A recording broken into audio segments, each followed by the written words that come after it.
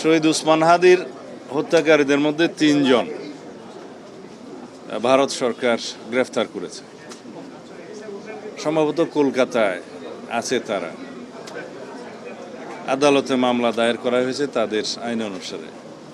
আমরা আমাদের পররাষ্ট্র মন্ত্রণালয়ের মাধ্যমে ভারত সরকারের কাছে তাদেরকে ফেরত পাওয়ার জন্য, রিপেট্রিয়েট করার জন্য এক্সট্রাডিশন চুক্তি মোতাবেক প্রয়োজনীয় কাগজপত্র এবং ওয়ারেন্ট সহকারে আমাদের কাগজপত্র তখনই পাঠিয়েছি।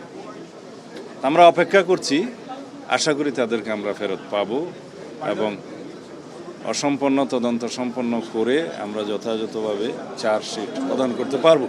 আমরা এখনো ইউই গভর্নমেন্টের রিপ্লাইয়ের জন্য অপেক্ষা করছি। তার সর্বশেষ অবস্থান সম্পর্কে আমরা যতটুকু জানি ফেডারেল পুলিশের কাছেই আছে, তাদের হেফাজতেই আছে। অন্য কোনো সংবাদ আমরা জানি না। তিব্বত লাক্সারি সো বাংলাদেশের রূপ। আমরা পুশিন ঠেকানোর জন্য সতর্ক আছি। আমাদের বিজিবি খুব প্রশংসনীয় কাজ করছে। প্রত্যেকটা বর্ডারে যেখানে যেখানে পুশিনের চেষ্টা হচ্ছে সেখানে তারা বাধা দিচ্ছে এবং আমরা ডিপ্লোম্যাটিক্যালি তাদেরকে আহ্বান জানিয়েছি, যদি সেরকম কোনো বাংলাদেশি নাগরিক সে দেশে অবস্থান করে থাকে তাহলে পররাষ্ট্র মন্ত্রণালয়ের মাধ্যমে তাদের তালিকা যেন প্রদান করে। আমরা তাদের ন্যাশনালিটি ভেরিফাই করব এবং ন্যাশনালিটি ভেরিফাই করার পরে ডিপ্লোম্যাটিক চ্যানেলে যথাযথ প্রক্রিয়ায় আইনিভাবে আমরা তাদেরকে ফেরত নিতে পারি।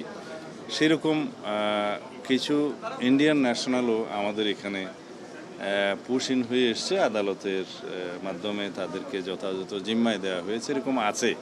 তো এটা বর্ডার ইস্যুটা দুই দেশের মধ্যে সবসময় একই রকম অবস্থায় থাকে তেমন নয়। তো যেহেতু পশ্চিমবঙ্গে একটা নির্বাচন হয়েছে, নির্বাচন পরবর্তী যে নতুন ওখানে স্টেট গভর্নমেন্ট আসীন হয়েছে,